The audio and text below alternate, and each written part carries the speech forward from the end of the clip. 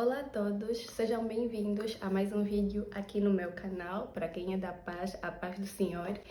E para quem não me conhece, eu sou a Alicia Danara. No vídeo de hoje eu venho partilhar convosco algumas reflexões sobre um livro que eu li 2 vezes. O título do livro é Mulheres que Amam Demais, de Robin Norwood. E é um livro que tem como proposta ajudar as mulheres a se libertarem de alguns empecilhos que fazem com que soframos na nossa vida adulta, na nossa vida sentimental, na nossa vida amorosa.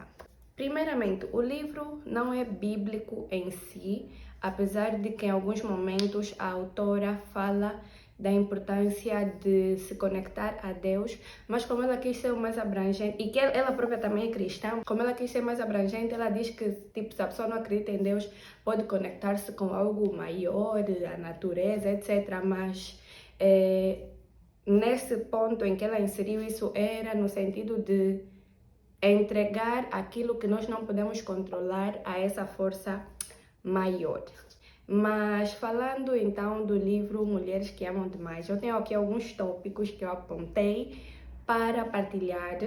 E a primeira coisa que eu quero trazer aqui é um versículo bíblico, pois como eu disse, a autora não foi bíblica no livro em si, mas eu acredito que é muito importante nós relacionarmos com a Bíblia, porque a Bíblia é mesmo a palavra de Deus e que é o livro único e suficiente para guiar os nossos caminhos, mas também porque nas coisas que ela fala, em algumas abordagens, eu, com a pessoa que eu sou hoje, com o entendimento que eu tenho hoje, senti que deixou aquém alguns aspectos espirituais a se levar em conta quando nós vamos tratar a nossa vida sentimental, a nossa vida amorosa desde a raiz.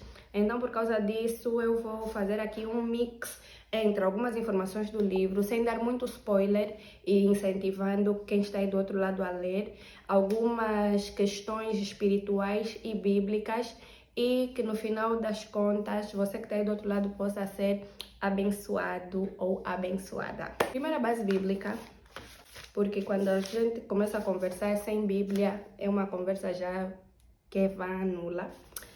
Em Mateus, no capítulo 3, João Batista diz o seguinte, Mateus 3:1.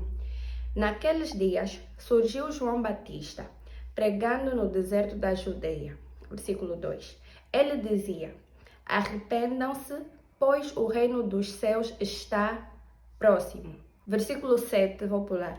Quando viu que muitos fariseus e saduceus vinham para onde ele estava batizando, disse-lhes, raça de víboras, quem deu a vocês a ideia de fugir da ira que se aproxima? Deem fruto que mostre o arrependimento. Esse é o versículo-chave.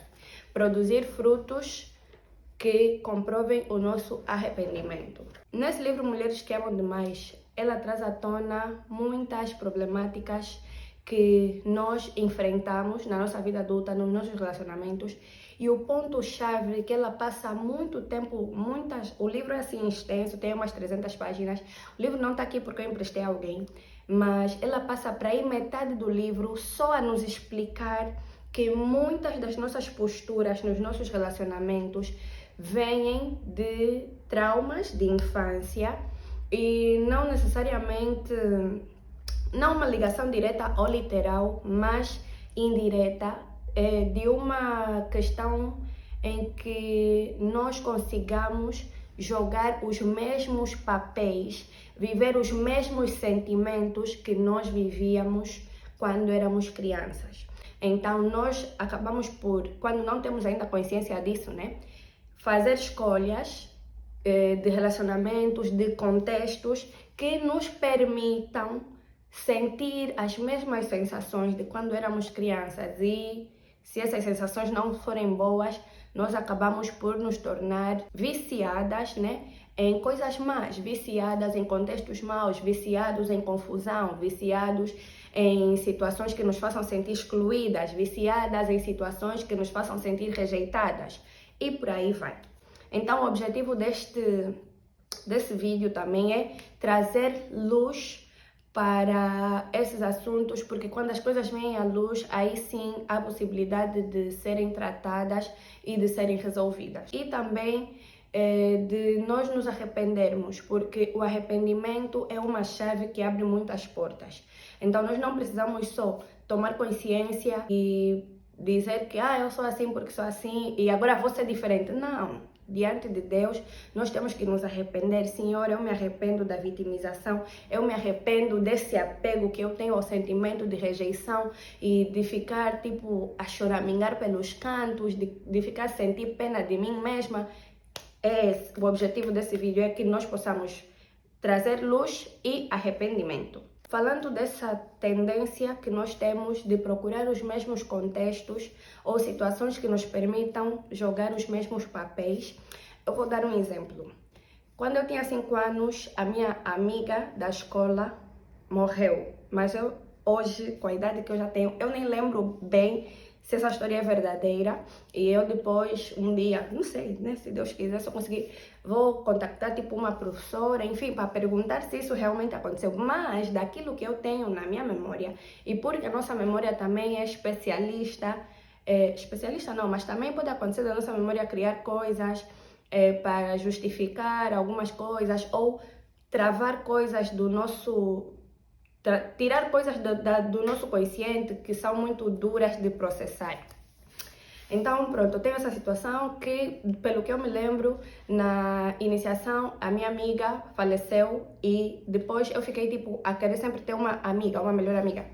Tipo, de toda a minha vida, eu posso vos contar tantas histórias de pessoas que eu queria que fossem minhas melhores amigas, mas elas não queriam. Já tentei ser melhor amiga de alguém que me disse que eu não quero ter melhor amiga. Tentava ser melhor amiga de pessoas que elas duas já são melhores amigas. Eu tentava entrar nesse meio e obviamente me sentia rejeitada, excluída e chorava muito, vivia muito com esse sentimento de rejeição. Essas duas que vos contei são de antes de fazer 15 anos. Se for contar então depois de fazer 15 anos, muita humilhação, muitas escolhas más que hoje eu posso ver que me deixavam novamente naquele lugar, e hoje eu posso ver e posso viver que eu consigo escolher amizades muito melhores, muito mais equilibradas, muito mais sadias, mas também é necessário o quê? Eu mudar o meu próprio interior, a minha própria postura, porque eu andava muito naquela ideia de que quero ter uma amiga para ter com quem falar, para eu dizer tudo o que eu sinto, tudo o que eu passo o dia todo, isso me assustou, aquilo aconteceu e tudo mais, tipo, para a minha vida girar em torno da vida daquela pessoa e a vida daquela pessoa girar em torno da minha pessoa. E isso não existe, isso é errado, isso é pecado, isso é carência. E quando eu me conecto com alguém que não tem paciência para aquilo, alguém que sabe que isso não é saudável, aquela pessoa foge de mim. Então, só vou conseguir fazer uma amizade com alguém que de alguma forma também jogue um papel semelhante, um papel correspondente com aquilo que eu quero ser, né? Por exemplo, uma pessoa que também já cresceu acostumada a só ouvir e não falar. Sei, o que vocês acham que ia fazer sentido uma amizade assim, de uma pessoa que só fala? Agora eu vejo que isso é, tipo, não é bom, né? A pessoa, tudo é sobre ela, só ela é que fala, só ela é que sabe, só ela é que sente, tudo torna sobre ela.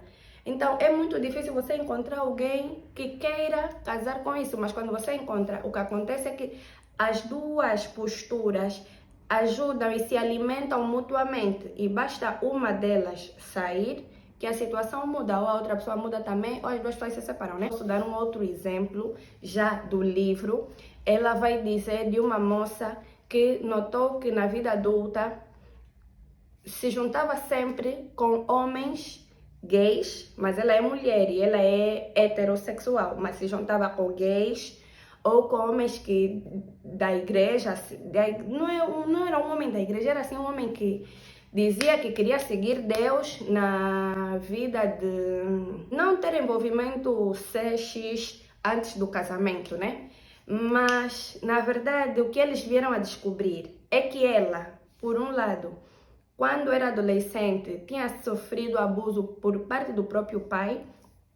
Então, ela procurava sempre estar em relacionamentos que lhe ajudavam a fugir desse aspecto SEX, que lhe ajudassem a sentir que ela estava no controle da situação de alguma forma. Em contrapartida, ela casou com um homem que também era muito fechado e reservado nesse aspecto, porque desde que ele era criança, os pais dele lhe diziam: põe as mãos em cima da mesa, não queremos te ver com as mãos escondidas, temos que ver tudo o que você está a fazer com as tuas mãos, porque tens que ser puro, não sei o que, mas lhe impuseram tanto essa ideia de pureza que ele se tornou um homem que depois, na vida adulta, teve muitas disfunções na área, estamos a dizer. Então, quando ela foi para a terapia, ela confrontou todos esses aspectos e também o homem depois procurou ajuda, conseguiram começar a se relacionar de uma melhor forma. Mas o que acontece é que até ali os dois tinham traumas, tinham conflitos, jogavam papéis que se complementavam e que por mais que a situação fosse desconfortável, na verdade estava confortável, porque cada um deles continuava na zona que eles já conheciam, continuava nas ações que eles já estavam habituados, nos papéis que eles estavam habituados a desempenhar. Uma das ideias-chave desse livro é exatamente isso. Quando nós começamos a identificar padrões, tipo quando você identifica que namoraste com alguém, mas essa pessoa foi má para ti, começaram a acontecer coisas que não estavam boas, terminas, arranjas outro. De novo, a relação não é boa, arranjas outro. Das duas, uma. Ou você pensa que todos os homens são iguais e que a vida é mesmo assim, ou você percebe que você tem que mudar, que a forma como você está a escolher tem que mudar, que a forma como você está a se relacionar tem que mudar. Porque não é possível, né? 3, 4 pessoas sempre da mesma coisa. Então, às vezes, você é que está a fazer com que as coisas saiam daquele jeito. Você pode ser uma mulher com muita energia masculina, então você afasta homens que querem fazer o seu papel de homens, e em contrapartida você vai se dar bem com homens que são preguiçosos, que gostam de ficar na deles, e você é aquela mulher que está sempre ali a fazer.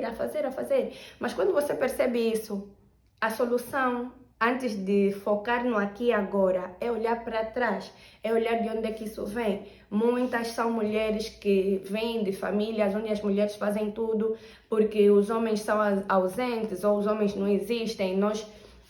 A história do mundo, né, vem de situações de guerras em que muitos homens morreram e muitas famílias, muitas crianças cresceram testemunhando a mãe ser o homem também da casa. Então, isso para uma mulher pode lhe enviar para o lar e ser uma mulher que também quer ser o homem da casa. E para um homem pode lhe enviar para o lar e ver que é normal ser a mulher da casa. Só que aos poucos, porque Deus não criou a mulher para isso, nem o homem para isso, isso começa a gerar conflitos. Então os dois começam a ver, o homem começa a ver que essa mulher não me respeita, ela faz tudo, nem fala comigo. A mulher também começa a ver, eu tô cansada disso, eu faço tudo, esse homem tipo só me atrapalha, não me ajuda em nada, é preguiçoso, é mole, é lento. Mas o problema não começa ainda, não, aqui agora é lento, vou lhe deixar. Não, espera, recua. Por que eu sou muito acelerada? Por que eu tenho muito essa energia de fazer as coisas, nem dou tempo do outro fazer, etc. Então, esse é o primeiro aspecto do livro. Uma coisa muito importante que ela fala é: as mulheres que amam demais, por norma, são filhas de lares que têm alguma disfuncionalidade, como o alcoolismo, por parte de um dos pais ou dos dois.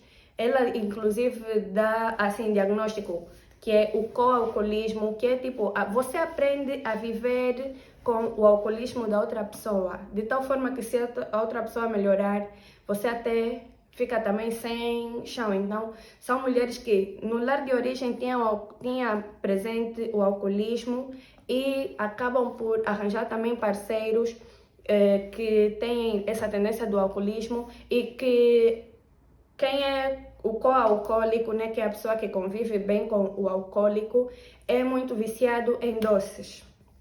Por quê? Porque os doces acabam por desempenhar em nós, o açúcar acaba por desempenhar em nós um efeito que uma droga, não sei se essas palavras vão ser assim, mas o açúcar acaba por desempenhar em nós o mesmo efeito que uma droga. Então ela traz também à luz essa questão dos comportamentos viciantes, dos comportamentos compulsivos que nós usamos para fugir de nós mesmos. Uma coisa, o outro é alcoólico. Você vai focar sempre a tua vida e achar que todos os problemas na tua casa só acontecem porque o outro é alcoólico. Então, fulano é alcoólico, são 22, ainda não chegou. Você vai ficar em casa 22, 23, 0, 1 da manhã, ainda não chegou. Ele quando chegar vai ver só. Vai ver só o que eu vou lhe dizer, vai ver só isso, vai ver só aquilo. Essas todas as horas que você podia estar a dormir, podia estar a fazer outras coisas, mas estás, em vez de lidar com a tua vida, com o teu caos interior, estás acordada, preocupada com a hora que o fulano vai chegar para você discutir com o fulano. Depois o fulano chega e diz, você lhe recebe já com as 4 pedras na mão. E o fulano diz, é por isso mesmo que eu demorei lá fora, porque quando eu chego, eu sei que eu só vou encontrar aqui em casa confusão.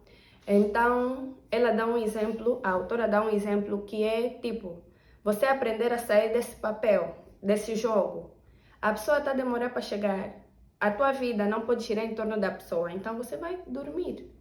Quando a pessoa chegar, a primeira coisa é que ela vai ficar surpresa, porque você está a dormir e como as duas pessoas gostam desse ambiente de conflito, vai dizer, você mesmo não se preocupa comigo? Olha só a hora que eu cheguei, estás aí em paz a dormir.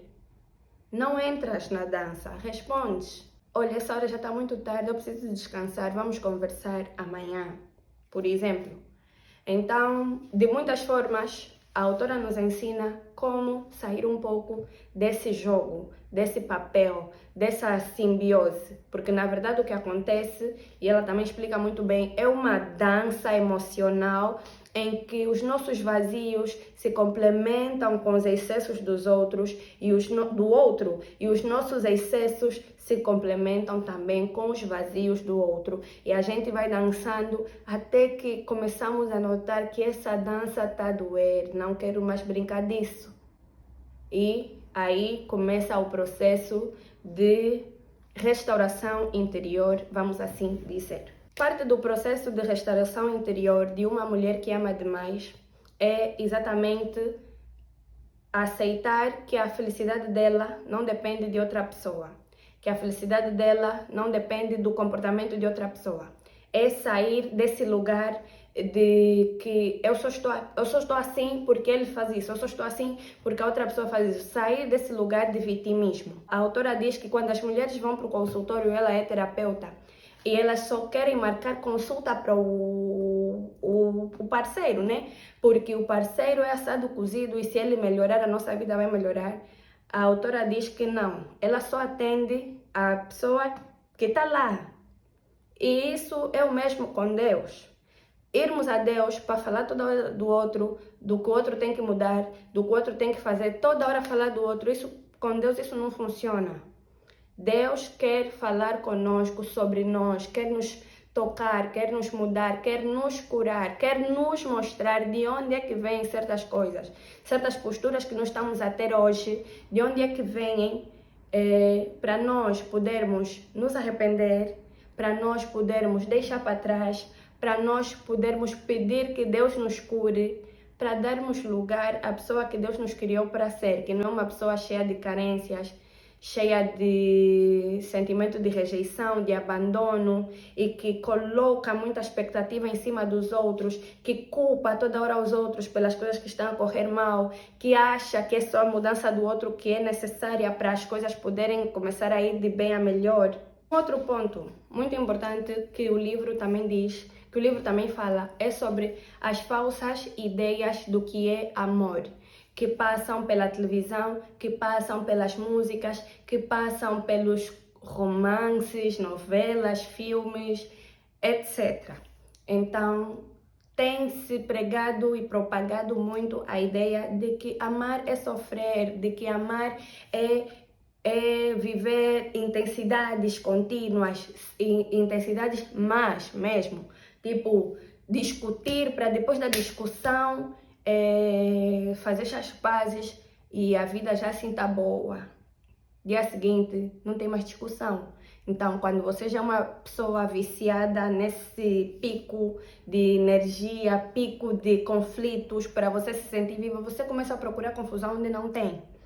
Por isso, é que é muito importante individualmente a pessoa se tratar, a pessoa se estabilizar antes de olhar para o outro. Então você vai ver nas músicas, vai se incentivando muito.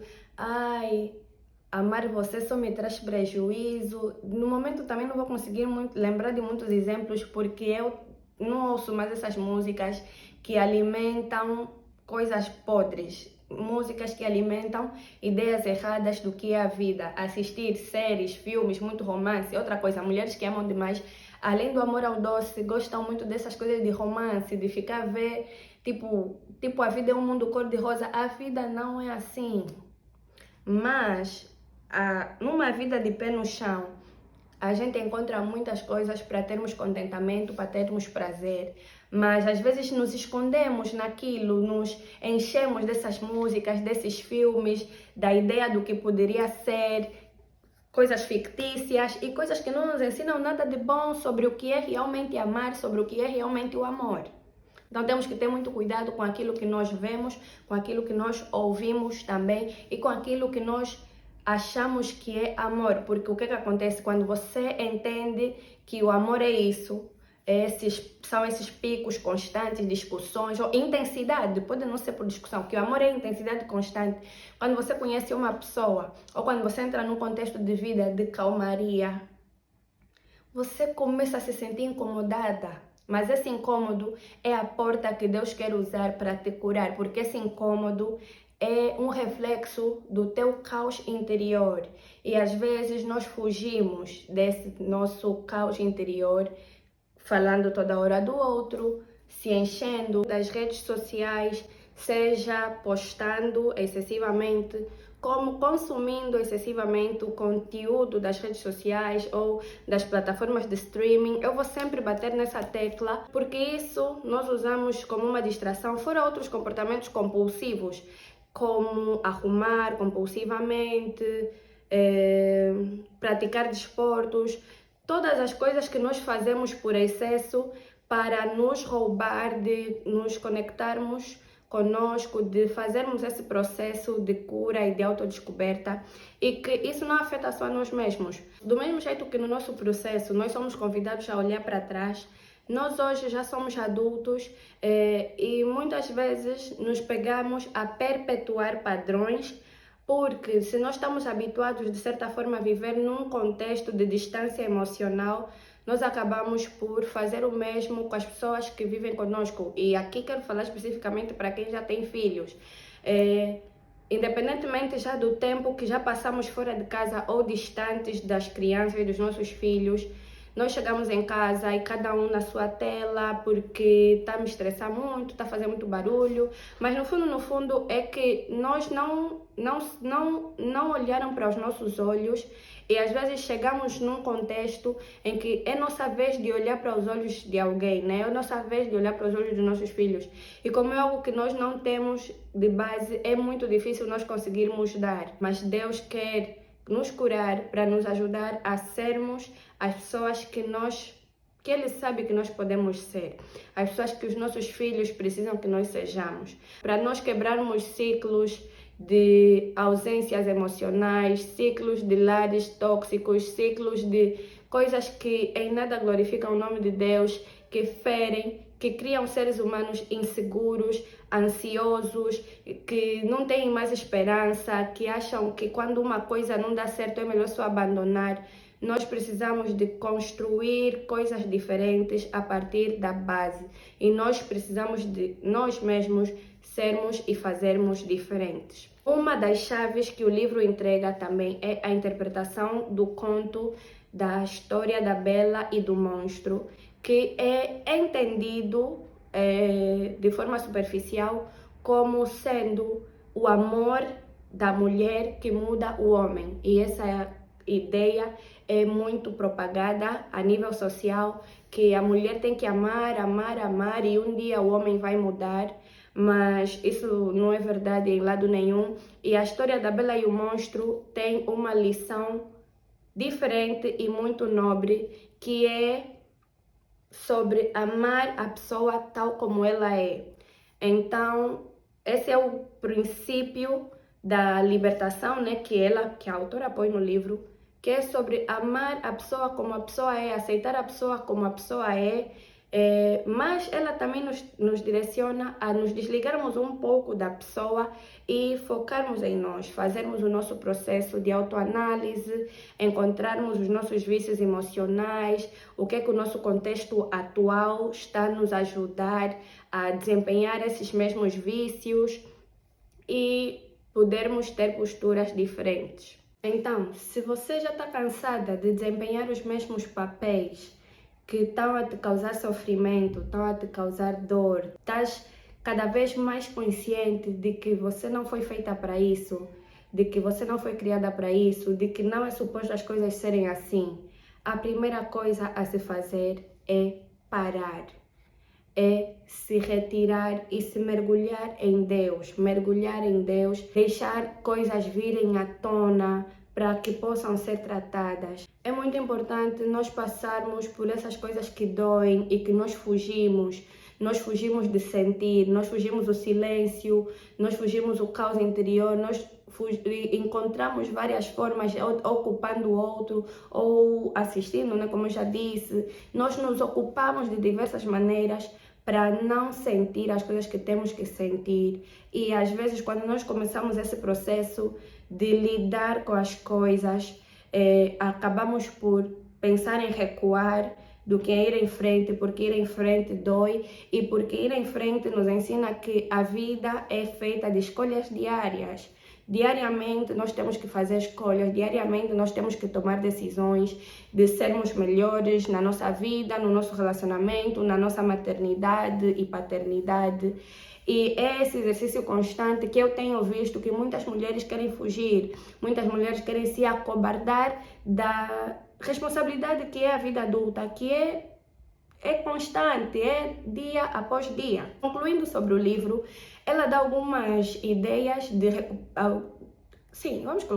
dá algumas ideias de recuperação, do processo de recuperação, aconselha a se juntar a grupos de apoio, mas eu considero muito importante recomendar aqui a amizade com o Espírito Santo, o caminhar com o Espírito Santo com base na leitura bíblica e oração, né? Mas ter a Bíblia como guia para os nossos passos, porque no processo de cura ela fala muito bem que é necessário nós nos afastarmos das pessoas, nós nos afastarmos da pessoa que amamos demais, da pessoa a quem nós estamos a projetar a nossa esperança e a entregar nas mãos daquela pessoa a nossa alegria, do tipo, quando a pessoa mudar eu vou ser feliz. Mas eu acho que nesse quesito o livro falha um pouco, porque já disse, né, o intuito do livro não é cristão, mas sendo eu cristã, penso que nós não podemos tratar principalmente a aliança do casamento com essa superficialidade.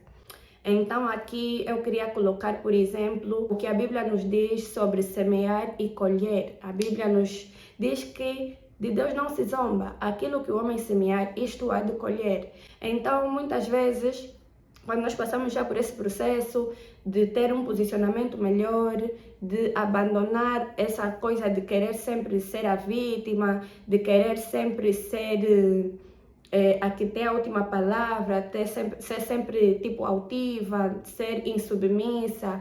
Quando nós abandonamos já aqueles papéis que nos são confortáveis, ao mesmo tempo que são desconfortáveis, porque o desconforto também é um vício, mas acho que isso tudo já ficou entendido.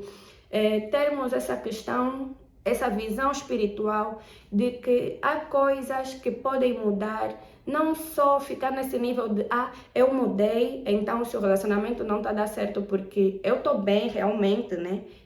Coisa que se coloca um ponto de interrogação, né? Mas eu estou bem, não preciso da outra pessoa, ou fica só assim se a outra pessoa não quer mudar.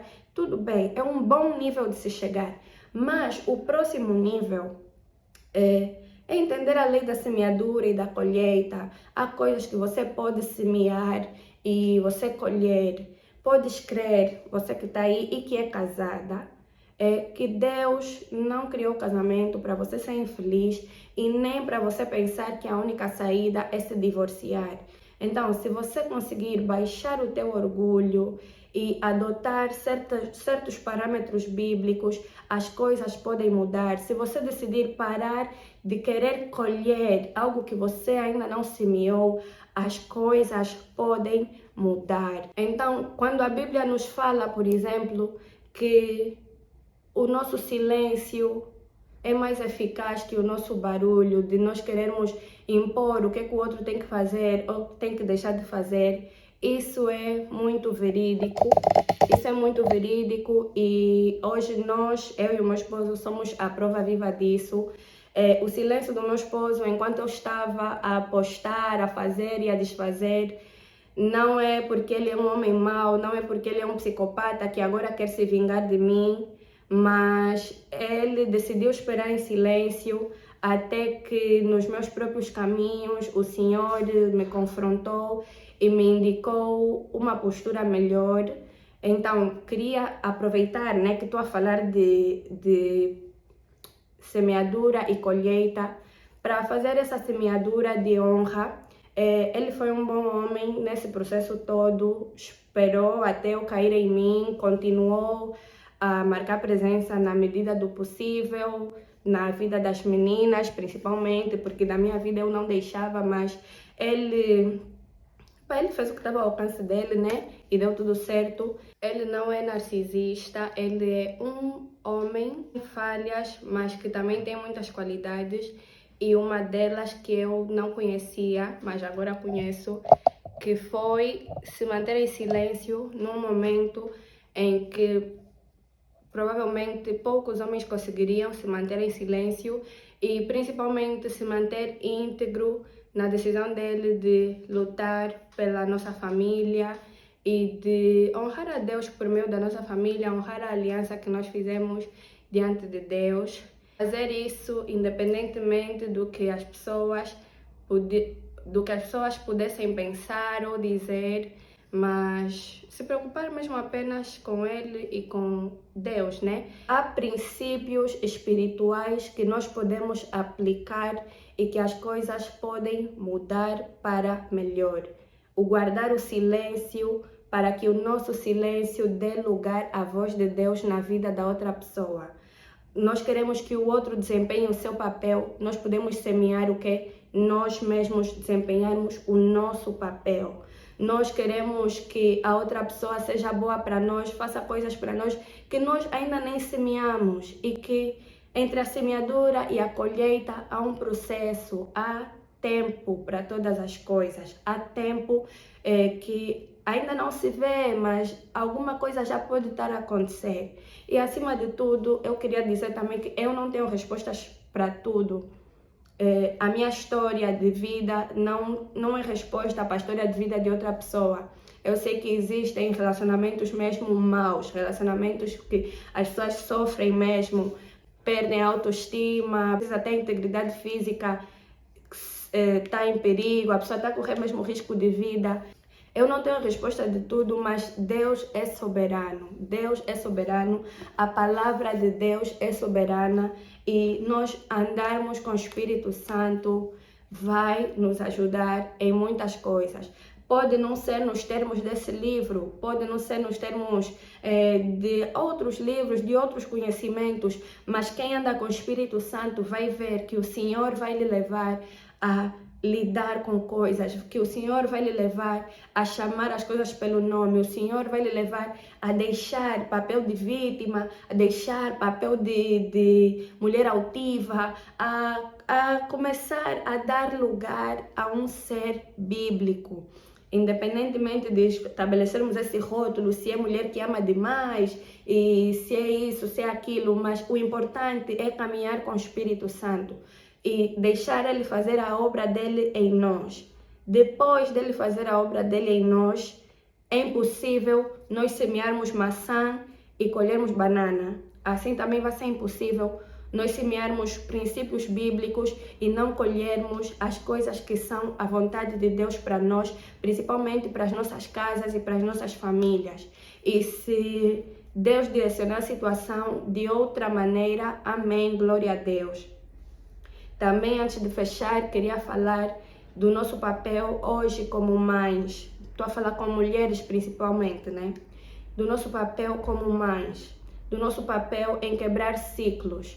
Nós nos sentimos de certas formas, mas hoje que temos a chance de fazer diferente com os nossos filhos, quando nós nos deparamos com quão cansativo é a maternidade, com quão cansativo é manter um casamento saudável, com quão cansativo é manter o nosso lar a funcionar bem, nós comemos, daqui a pouco já temos fome de novo, temos que cozinhar de novo, sujamos louça, lavamos louça, daqui a pouco já temos que comemos, né? Lavamos a louça, comemos de novo, sujamos a louça de novo, tem que lavar de novo. Quando nós nos deparamos com o quão cíclico, contínuo é esse experienciar do lar, muitas de nós estão a desistir e a recuar, a desistir de lutar para ser uma mãe melhor.